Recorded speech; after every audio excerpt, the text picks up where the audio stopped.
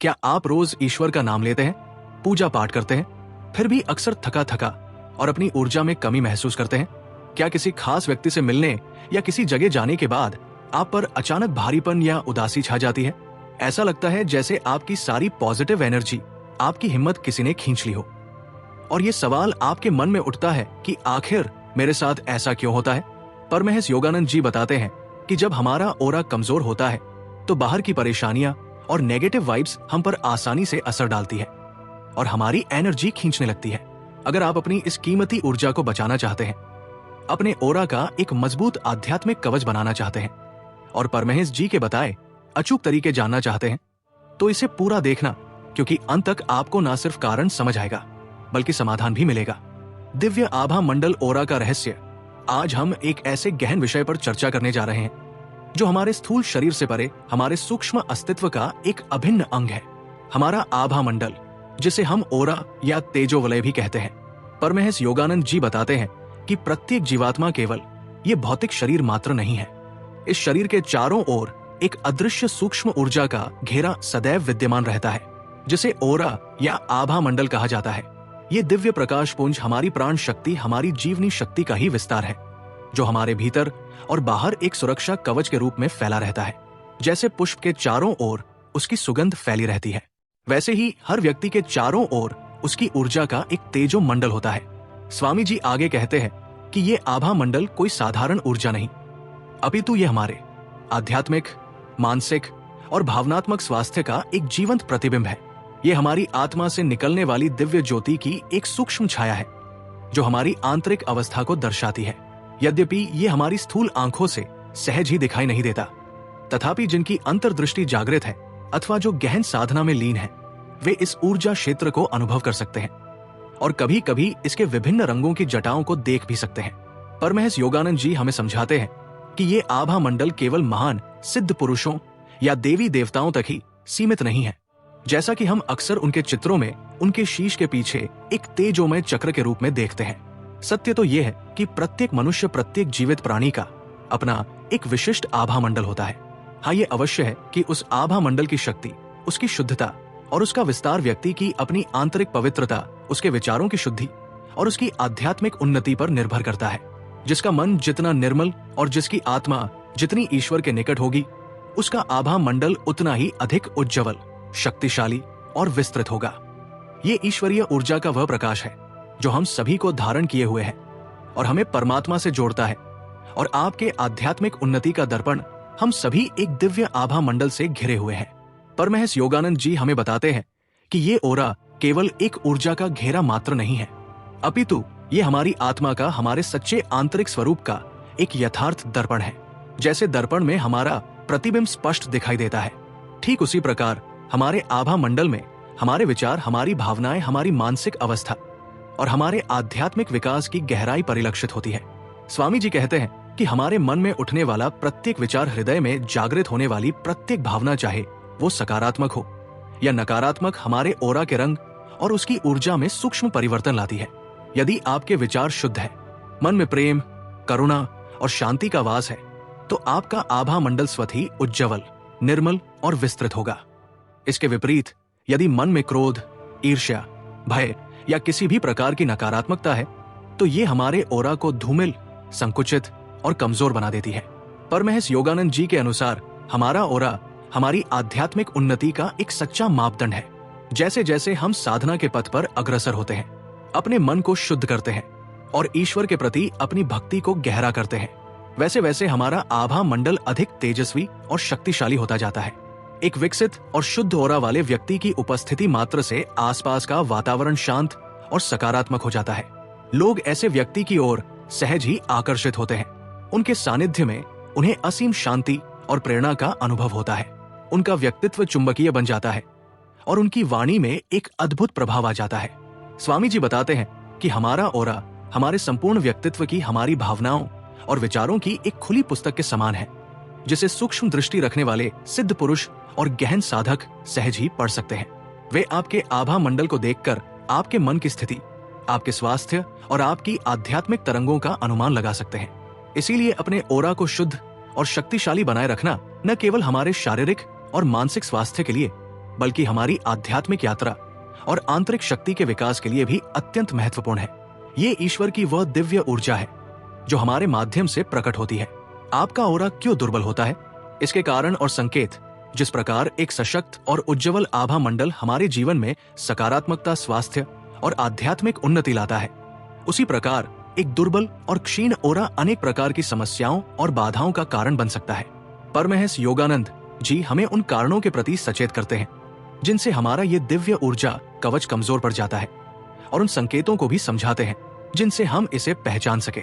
स्वामी जी बताते हैं कि हमारे ओरा के दुर्बल होने का सबसे प्रमुख कारण हमारे अपने ही नकारात्मक विचार और भावनाएं हैं। जब हम निरंतर चिंता, भय, क्रोध, ईर्ष्या, प्रतिशोध या किसी भी प्रकार की नकारात्मकता में डूबे रहते हैं, तो ये विषैली ऊर्जा हमारे आभा मंडल में छिद्र कर देती है, उसे संकुचित और मलिन बना देती है।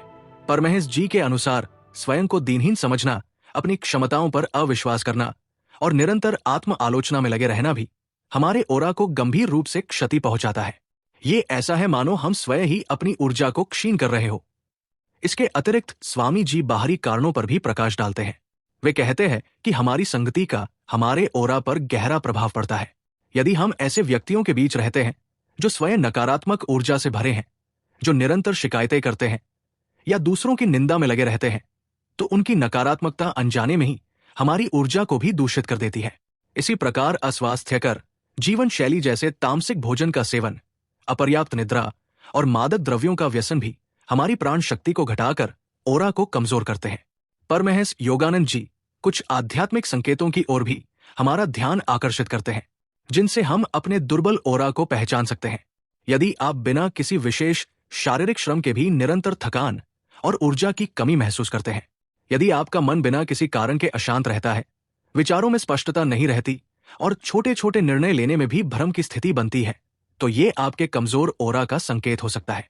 इसके अतिरिक्त यदि आपको ईश्वरीय साधना, ध्यान या प्रार्थना में मन लगाने में कठिनाई होती है, मन में उत्साह की कमी रहती है और आप स्वयं को बाहरी नकारात्मक प्रभावों के प्रति अधिक संवेदनशील पाते हैं, तो ये भी आपके आभा मंडल के क्षीण होने का लक्षण है। ऐसा दुर्बल ओरा ना तो हमें नकारात्मक शक्तियों से बचा पाता है और ना ही हमारी आध्यात्मिक प्रगति में सहायक होता है। नकारात्मक ऊर्जा और एनर्जी वैम्पायर से अपने ओरा की सुरक्षा, जब हमारा आभा मंडल सशक्त और तेजोमय होता है, तो वो स्वतः ही एक दिव्य कवच का कार्य करता है। किंतु जब ये दुर्बल हो जाता है, तो हम विभिन्न प्रकार की नकारात्मक ऊर्जाओं के प्रति अधिक संवेदनशील हो जाते हैं।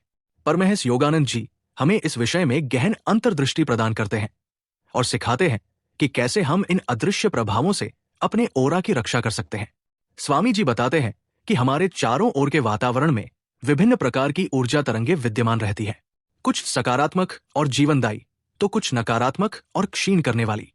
कभी कभी आप अनुभव करते होंगे कि किसी विशेष व्यक्ति से मिलने के पश्चात या किसी स्थान विशेष में कुछ समय बिताने के उपरांत आप अचानक अत्यधिक थकावट, मन में भारीपन या एक प्रकार की बेचैनी का अनुभव करने लगते हैं।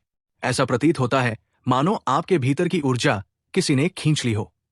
परमहंस योगानंद जी कहते हैं कि कुछ ऐसे व्यक्ति होते हैं जिन्हें साधारण भाषा में एनर्जी वैम्पायर या ऊर्जा शोषक कहा जा सकता है। ये कोई पौराणिक राक्षस या दानव नहीं, अपितु हमारे ही आसपास के सामान्य लोग हो सकते हैं, हमारे मित्र, परिजन या सहकर्मी भी। ऐसे व्यक्तियों में प्राय प्राण शक्ति की कमी होती है और वे अनजाने में ही अपनी नकारात्मकता, अपनी निरंतर शिकायतों या अपनी भावनात्मक रिक्तता को भरने के लिए दूसरों की सकारात्मक ऊर्जा पर आश्रित हो जाते हैं।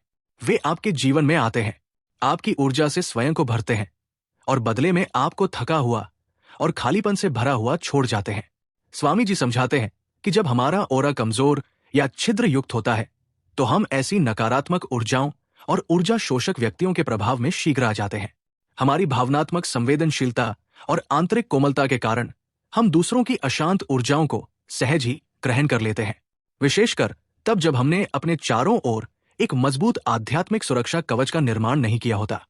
इसीलिए अपने आभा मंडल को इन नकारात्मक प्रभावों से बचाने के लिए सबसे पहले हमें अपने आभा मंडल को ही सशक्त और अभेद्य बनाना होगा, जिसकी दिव्य विधियां परमहंस जी हमें सिखाते हैं। खुरा को सुदृढ़ और तेजस्वी बनाने की दिव्य साधनाएं। यदि आपको यह अनुभव हो रहा है कि आपका आभा मंडल दुर्बल है या नकारात्मक ऊर्जाओं से प्रभावित है, तो निराश होने की कोई आवश्यकता नहीं है। परमहंस योगानंद जी हमें आश्वासन देते हैं कि हम सभी अपने ओरा को पुनः सशक्त, शुद्ध और तेजस्वी बना सकते हैं। इसके लिए किसी बाह्य चमत्कार या जटिल कर्मकांडों के नहीं, अपितु अपने भीतर की दिव्य शक्ति को जागृत करने और कुछ सरल किंतु अत्यंत प्रभावशाली आध्यात्मिक साधनाओं को अपने जीवन में अपनाने की आवश्यकता है। स्वामी जी बताते हैं कि ओरा का संरक्षण और संवर्धन एक प्रकार की आंतरिक साधना है, जिसका अर्थ है अपनी चेतना को उन्नत करना और अपनी प्राण शक्ति को सही दिशा में प्रवाहित करना। परमहंस योगानंद जी ने हमें ऐसी अनेक व्यावहारिक और दिव्य प्रणालियां सिखाई हैं, जिनके नियमित अभ्यास से कोई भी व्यक्ति अपने आभा मंडल को एक अभेद्य दिव्य कवच में परिवर्तित कर सकता है, जो न केवल नकारात्मक शक्तियों से उसकी रक्षा करेगा, बल्कि उसके जीवन में सकारात्मकता, शांति और आध्यात्मिक प्रकाश को भी आकर्षित करेगा। ये साधनाएं हमारे मन, हमारी भावनाओं और हमारी ऊर्जा पर कार्य करती है। स्वामी जी हमें सिखाते हैं कि कैसे आत्मनिरीक्षण, सकारात्मक चिंतन, प्राण नियंत्रण, ईश्वर प्रणिधान और ध्यान की गहन तकनीकों के माध्यम से हम अपने ओरा को भीतर से पोषित और शक्तिशाली बना सकते हैं। इन दिव्य साधनाओं को अपनाकर आप स्वयं अपने जीवन में अपने आभा मंडल के चमत्कारिक रूपांतरण का अनुभव कर सकेंगे। आत्म जागरूकता और मौन की शक्ति से ओरा का पुनर्जीवन परमहंस योगानंद जी हमें सिखाते हैं कि अपने आभा मंडल को शुद्ध और सशक्त बनाने की यात्रा बाहर नहीं, अपितु हमारे अपने भीतर से ही आरंभ होती है। स्वामी जी कहते हैं कि ओरा को ठीक करने का सबसे पहला और सबसे महत्वपूर्ण चरण है स्वयं की उपस्थिति में लौटना, अर्थात आत्म जागरूकता का अभ्यास। जब तक हम अपने मन, अपने विचारों, अपनी भावनाओं और अपनी ऊर्जा की वर्तमान स्थिति के प्रति सजग नहीं होंगे, तब तक हम उसमें कोई सकारात्मक परिवर्तन नहीं ला सकते। परमहंस जी हमें प्रेरित करते हैं कि हम प्रतिदिन कुछ समय निकालकर आत्मनिरीक्षण करें, अपने विचारों की दिशा को देखें, क्या वे अधिकतर सकारात्मक होते हैं या नकारात्मक।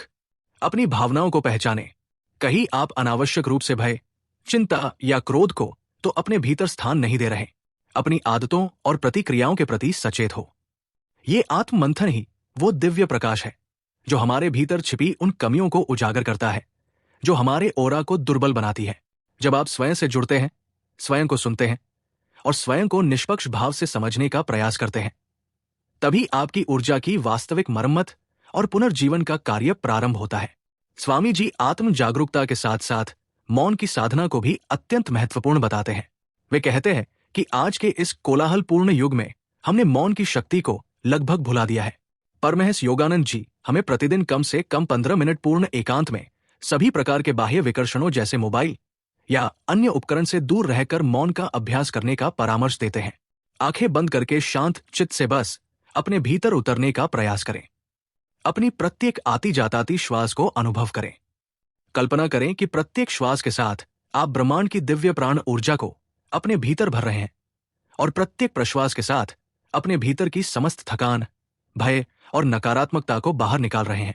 परमहंस जी के अनुसार मौन का ये अभ्यास हमारी बिखरी हुई ऊर्जा को संग्रहित करता है, मन को शांत करता है और हमें अपनी आत्मा की सच्ची आवाज सुनने का अवसर प्रदान करता है। धीरे धीरे इस सचेत मौन और आत्म जागरूकता के अभ्यास से आपको ऐसा अनुभव होने लगेगा कि आपके चारों ओर एक अदृश्य सूक्ष्म किंतु शक्तिशाली सुरक्षा कवच स्वतः ही निर्मित हो रहा है।